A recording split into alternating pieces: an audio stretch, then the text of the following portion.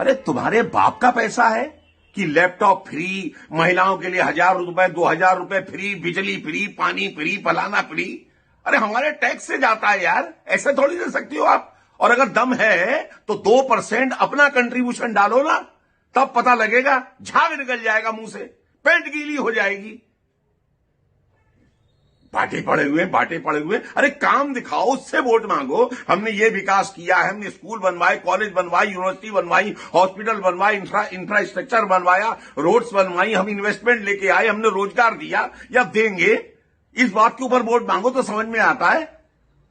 और अगर तुम ये बांटना ही चाहते हो तो बहुत पैसा है तो लगाओ ना। आज सड़कों पे लड़कों को मूतना पड़ता है, जगह नहीं मिलती, कोई यूरिनल नहीं मिलता, महिलाओं को घर से पेट खाली करके निकलना पड़ता है ताकि बीच रास्ते में दिक्कत ना आ जाए, उनके लिए यूरिनल नहीं मिलते। उसके ऊपर काम करो। न धर्म थे न धर्म थे न धर्म ग्रंथ था कोई सनातनादिनंत, जो वो धर्म हिंदू है वही करो।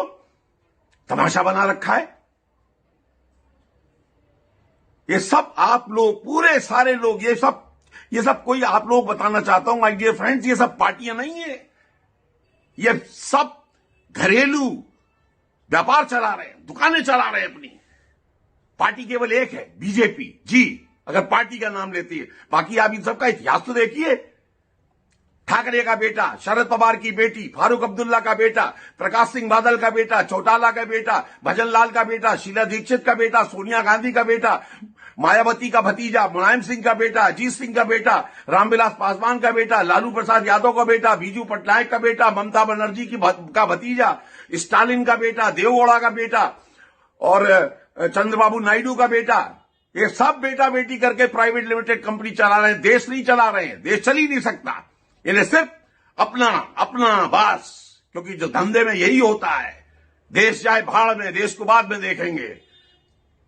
फर्क साफ है। इसीलिए मुझ जैसे लोग बिना किसी इंटरेस्ट के, सेल्फ इंटरेस्ट के भारतीय जनता पार्टी का समर्थन करते हैं, सेवा देते हैं बगैर किसी लालच के, राष्ट्र हित में। कि तुम जैसे लोग ना आ पाए। सोच लेना भाइयों, जो भी कुछ मैंने कहा है, वोट डालें तो सोच समझ के डालें कि आप दुकानदारों को डाल रहे हैं या पार्टी को डाल रहे हैं या देश हित में डाल रहे हैं। जय हिंद। जिस देश में एक सुपरस्टार के कंधे का ऑपरेशन इतना महत्वपूर्ण हो जाए कि सारा का सारा मीडिया उसके दरवाजा के खड़ा रहे, लेकिन जिस तुकाराम ने बंदूक की नाल पकड़ के एक कसाब को जिंदा पकड़ लिया, उसके परिवार का हाल कोई नहीं पूछे। जिस देश में एक शाहरुख खान को अमेरिका के एयरपोर्ट पर रोक दिया जाता है तो उस देश के मंत्री पे बयान निकल आते हैं, लेकिन वो कलाम साहब जिनकी जुल्फ के एक झटके से परमाणु बन गया, उन्हें दिल्ली के एयरपोर्ट पे एक एयरलाइन ने रोका, उस देश के किसी मंत्री के कान पे जू नहीं रहेंगी। तब इस देश में ऐसी कविताओं की आवश्यकता है और ऐसे आयोजनों की आवश्यकता है। कमाल का देश है साहब। पिज्जा इस देश में 30 मिनट में घर पे आता है। 30 मिनट में नहीं आया तो पैसे वापस कर देते हैं। आप पुलिस वालों को बुला के देखिए।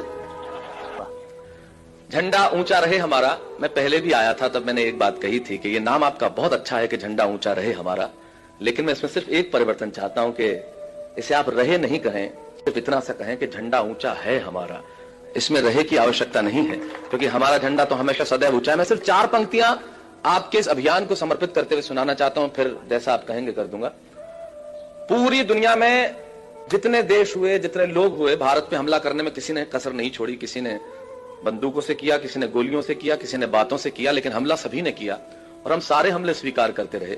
सारे हमले स्वीकार करने के बाद शायद दुनिया ने हमारे मौन को न जाने क्या समझ लिया। तब गणतंत्र दिवस की संध्या पे मेरे काव्य धर्म को निभाते हुए सिर्फ 4 पंक्तियां कहना चाहता हूं।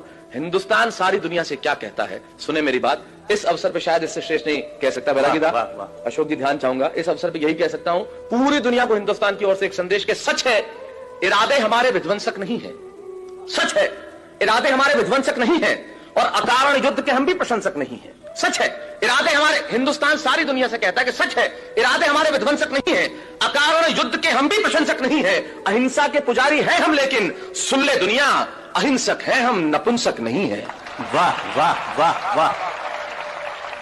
ये राष्ट्र जिस दिन ये भाषा बोलने लगेगा, मेरे ख्याल से दुनिया को कुछ और कहने की जरूरत नहीं होगी। सिर्फ एक पंक्ति और कहना चाहूंगा। जीवन में इससे श्रेष्ठ मैंने कुछ नहीं लिखा, वो एक पंक्ति कहता हूं। ये तिरंगा जिसे लहराते हुए आज हम बहुत गर्व महसूस करते हैं, जिसके नीचे खड़े होकर जनगणमन। मैं अभी पिछले दिनों सेल्युलर जेल देख के आया। यकीन मानिए, उन लोगों ने भारत की आजादी के कुछ नाम हम गिन लेते हैं जिन लोगों ने प्राण दिया, ऐसे बहुत सारे नाम हैं जिन्हें हम जानते नहीं हैं, लेकिन अगर उन्होंने प्राण नहीं दिए होते तो इस तिरंगे के नीचे खड़े होकर आज हम मुस्कुरा नहीं रहे होते। उनके लिए सिर्फ एक पंक्ति कहूंगा, उससे श्रेष्ठ कह नहीं सकता, सिर्फ ये कि जिस दिन तू शहीद हुआ न जाने किस तरह तेरी मां सोई होगी। जिस दिन तू शहीद हुआ न जाने किस तरह तेरी मां सोई होगी। मैं तो बस इतना जानूं वो गोली भी तेरे सीने में उतरने से पहले रोई होगी। वाह वाह वाह वाह। लोकतंत्र की सबसे बड़ी हत्यारी अगर इस देश में कोई है तो वो कांग्रेस पार्टी है, जिसके अनगिनत सबूत हैं। अगर इतिहास उठा के देखें तो एक अंग्रेजों द्वारा बनाई हुई कांग्रेस पार्टी को आज भी एक विदेशी औरत ही चला रही है। कांग्रेस का इतिहास देखें कि कैसे लोकतंत्र की कांग्रेस ने हर बार हत्या की। 1947 में आजादी के समय दंगे करवाए, लाखों लोग कांग्रेस ने मरवा दिए। सिर्फ नेहरू चूंकि प्रधानमंत्री बनना चाहते थे। उससे पहले नेताजी सुभाष बोस ने जब आजाद भारत की सरकार की घोषणा करी, 1943 में ही देश आजाद हो चुका था, पर कांग्रेस ने उसको मामले को दबा दिया गया।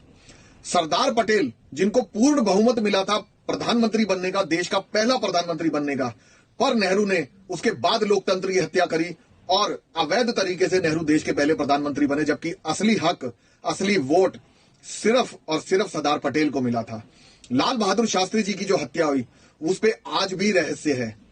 इंदिरा गांधी ने करीब 24 बार संविधान को बदल के तोड़ा मरोड़ा, लोकतंत्र की हत्या करी, देश में इमरजेंसी लगाई। ये सब कांग्रेस का इतिहास है, लोकतंत्र की हत्या कैसे करी गई। 1984 में जब इंदिरा गांधी जी की हत्या हुई तो राजीव गांधी ने हजारों बेगुनाह सिखों की हत्या करवाई। किस तरीके से कांग्रेस के लोगों ने बेगुनाह सिखों को मारा गया, औरतों को मारा गया, लूटा गया, बलात्कार किए गए, जिसपे आज भी न्याय की लोग वेट कर रहे हैं।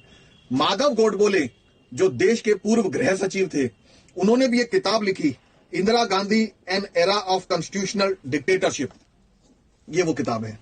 इसमें खुद माधव गोडबोले जी ने बताया कैसे कांग्रेस ने, कैसे इंदिरा गांधी ने लोकतंत्र की अनेकों बार हत्या करी। कांग्रेस ने अनेकों, अगर इतिहास उठा के देखे 70 साल का आजादी का, तो कांग्रेस ने अनगिनत देश में दंगे करवाए, जिसके खिलाफ बहुत सारे आज भी देश में सबूत हैं, किताबें लिखी गई हैं। और खुद कांग्रेस के अंदर लोकतंत्र की हत्या रोज होती है, जो आज भी हो रही है। पिछले करीब 20 साल से सोनिया गांधी कांग्रेस की अध्यक्ष हैं, यानी कांग्रेस में कोई अध्यक्ष पद के लिए चुनाव नहीं। क्या कांग्रेस में ऐसा एक भी व्यक्ति काबिल नहीं है? क्या कांग्रेस पूरी नाकाबिल लोगों से भरी हुई है कि उसमें अध्यक्ष बनने के लिए गांधी परिवार से बाहर का कोई भी व्यक्ति कांग्रेस का अध्यक्ष नहीं बन सकता? खुद कांग्रेस पार्टी के अध्यक्ष का चुनाव ही नहीं होता, हमेशा सोनिया गांधी ही क्यों उस कुर्सी पर काबिज रहती हैं? यानी ये भी एक लोकतंत्र की हत्या है। 1976 से पहले हमारे संविधान में सेकुलर शब्द नहीं था। ये शब्द इमरजेंसी के दौरान जोड़ा गया, उन दिनों जब लोकतंत्र की धज्जियां उड़ी हुई थी। संविधान में अचानक 42वां संशोधन लाया गया और रातों रात धर्मनिरपेक्षता का क्लॉज जोड़ दिया गया। संविधान बनने के साथ ही यह निश्चित हुआ था कि संविधान का प्रीएम्बल कभी नहीं बदलेगा, उसमें कुछ भी जोड़ा या घटाया नहीं जाएगा। लेकिन इमरजेंसी के दौरान लोकतंत्र के सभी स्तंभ ध्वस्त कर दिए गए थे। सवाल पूछने वाली आवाजों को जेल में ठूंस दिया गया था। सब कुछ मनमाने तरीके से हुआ और हम सेकुलरिज्म का शिकार हो गए। सेकुलरिज्म का मतलब क्या है? यही कि राष्ट्रीय मुद्दों पर धार्मिक हस्तक्षेप स्वीकार नहीं होगा।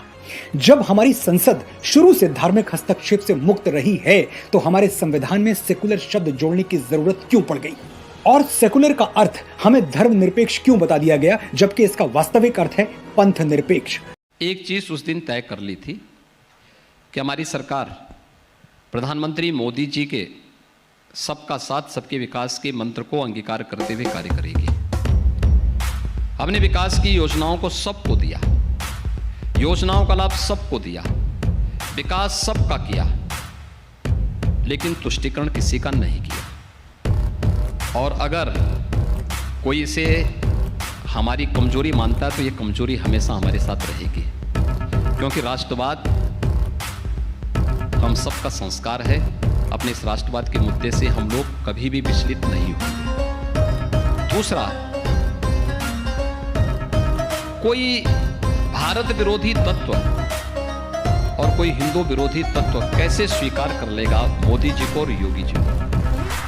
मैं अपनी गर्दन काट करके तस्तरी में उसके सामने प्रस्तुत कर दूं तो भी वह मुझे कोसेगा।